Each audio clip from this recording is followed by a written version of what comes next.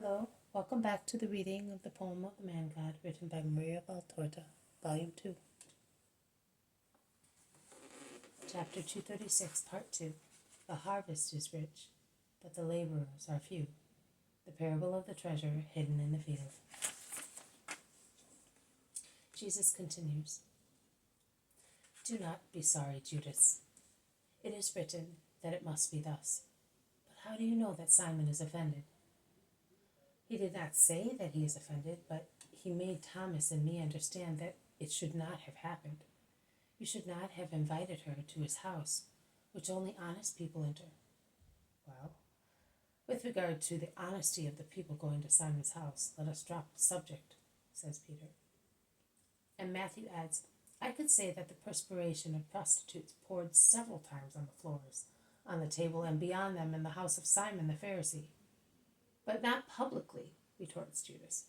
No, hypocrisy concealed it. So you can see that there is a difference. There is also a difference between a prostitute who goes in to say, I am giving up my disgraceful sinful life, and one who goes in to say, Here I am to commit sin with you. Matthew is right, they all say. Of course he is right, but they do not reason the way we do. We must come to a compromise with them and adjust ourselves to their ways to have them friendly. No, never, Judas. In truth, honesty, in moral behavior, there are neither adjustments nor compromises, thunders Jesus. And he concludes, in any case, I know that I acted rightly and for a good purpose, and that is enough. Let us go and dismiss those tired people. And he goes towards those who are spread under the trees, looking in his direction anxiously, waiting to hear him.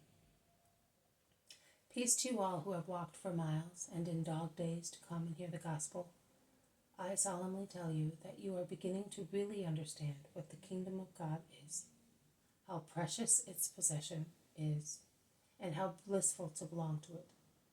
And labor is no longer burdensome for you, as it is for others, because you are ruled by your soul, which says to the flesh, Rejoice, because I am oppressing you. I am doing it for your own happiness. When you are joined to me again, after resurrection, you will love me for crushing you, and you will see me as your second Savior. Do your souls not say that? Of course they do. You now base your actions on the teaching of the parables I spoke to you some time ago. But I will now give you further light to make you love more and more the kingdom which awaits you and the value of which cannot be measured. Listen. A man went by chance into a field to get some mold for his little kitchen garden. And while he was digging with some difficulty the very hard soil, he came across a vein of precious metal. What did the man do then? He covered up with earth what he had discovered. He did not mind working a little more, because the discovery justified the work. He then went home. He gathered together all his wealth, consisting of money and valuables, and he sold the latter to make more money. He then went to the owner of the field and said to him, I like your field. How much do you want for it? I am not selling it, replied the owner. But the man offered larger and larger sums of money, disproportionate to the value of the field. And at last he succeeded in convincing the owner, who thought, This man must be mad. And supposing he is, I am going to take advantage of the situation. I will accept the money he offers me. It is not a matter of money grubbing, because he insists in offering me it. With that money, I will be able to buy at least 3 more fields, and better ones as well. And he sold the field, and was sure he had done very good business.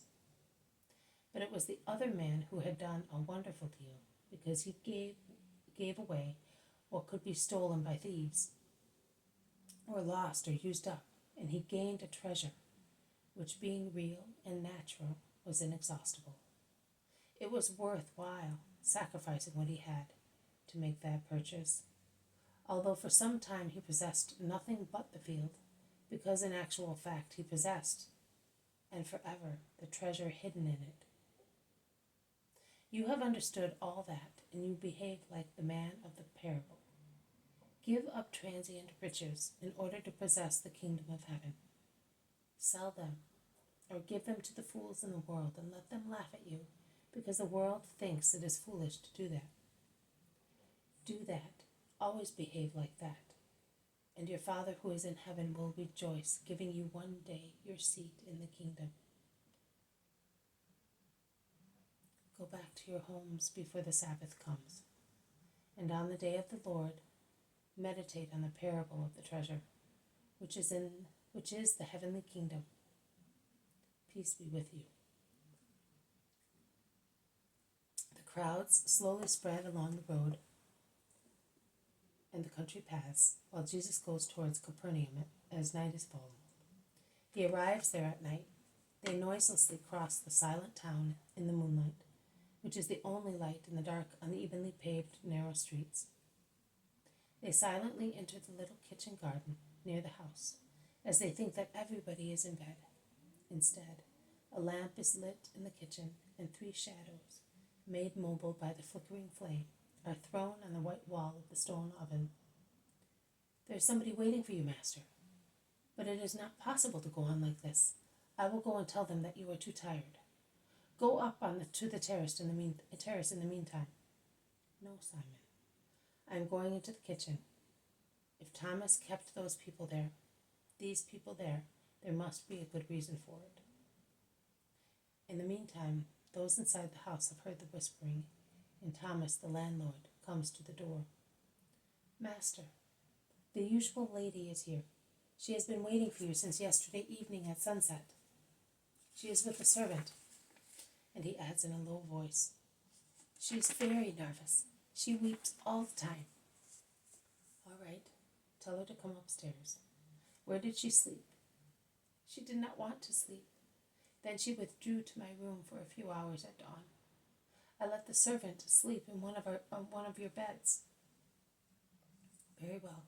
He can sleep there also tonight, and you will sleep in mine. No, Master.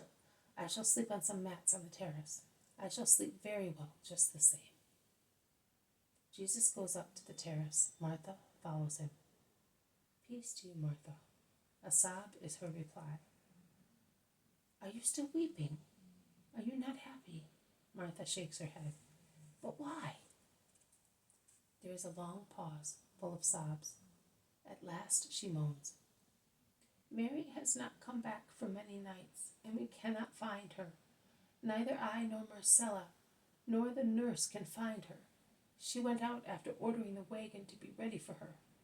She was magnificently dressed. Oh, she would not put on my dress again. She was not half nude. She has some dresses as well, but it was still a very provoking one. And she took jewels and perfumes and has not come back. She dismissed the servant when they reached the first houses in Capernaum, saying, I will come back in the company of other people. But she has not come back. She deceived us. Or she felt lonely. Perhaps she was tempted. Or something has happened to her. She has not come back. And Martha falls on her knees, weeping, with her head reclined on her forearm, which is resting on a pile of empty sacks. Jesus looks at her, and like an overlord, he says slowly and confidently, Do not weep. Mary came to me 3 evenings ago. She anointed my feet and left at my feet all her jewels. She thus consecrated herself, and forever, and has become one of my disciples. Do not disparage her in your heart. She has excelled you. But where is my sister then? Exclaims Martha, looking up with a troubled face. Has she taken a boat and drowned herself, or has a rejected lover carried her off? Oh, Mary, my Mary. I had found her, and I have lost her at once. Martha is really beside herself.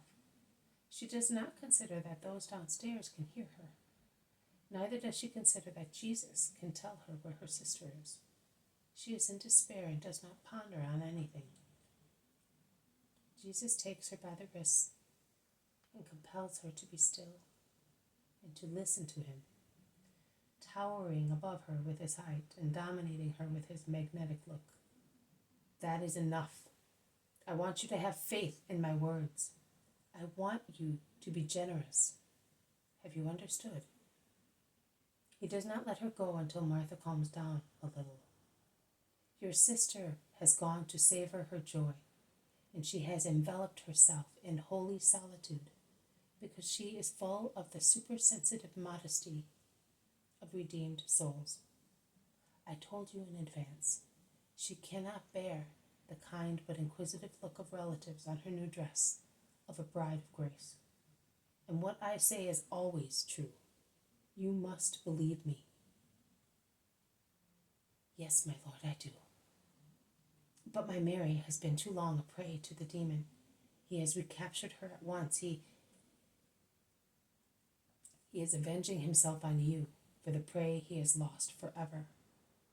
Am I therefore to see that you, the strong woman, are becoming his prey through a foolish dismay for no reason whatsoever? Am I to see that because of her, who now believes in me, you are going to lose the beautiful faith that I always saw in you? Martha, look at me carefully. Listen to me. Do not listen to Satan. Do you not know that when he is compelled to give up a prey because God has defeated him, he busies himself at once to find other victims? Because he is an untiring torturer of human beings and an indefatigable thief of God's rights? Do you not know that the recovery of a soul is consolidated by the torture of another good faithful soul that resists the demon's attacks? Do you not know that nothing of what exists and happens in creation is uncontrolled, but everything follows an eternal law of subordination and consequence, whereby the deed of one person has very wide natural and supernatural repercussions? You are weeping here. You are tormented here by a horrible doubt, but you remain faithful to your Christ also in this hour of darkness. Not far from you, but in a place unknown to you, Mary feels that her last doubt on the infinity of forgiveness received is being dissipated, and her weeping changes into smiles, and her shadow into light. It is your torture that guided her where there is peace, where souls are regenerated, near the Immaculate Mother, who is such life that she was granted the privilege of giving birth to the Christ, who is the life. Your sister is with my mother. Oh, she is not the first to furl sail in that peaceful harbor after the gentle ray of the living star of Mary called her to her loving bosom, out of silent but active love for her son. Your sister is at Nazareth. This has been a reading from the poem of the Man God, written by Marie Valtorta, Volume 2. Chapter 236, Part 2. The harvest is rich, but the laborers are few. The parable of the treasure hidden in the field. Thank you for listening. I will see you tomorrow. May God bless you, and may peace be with you.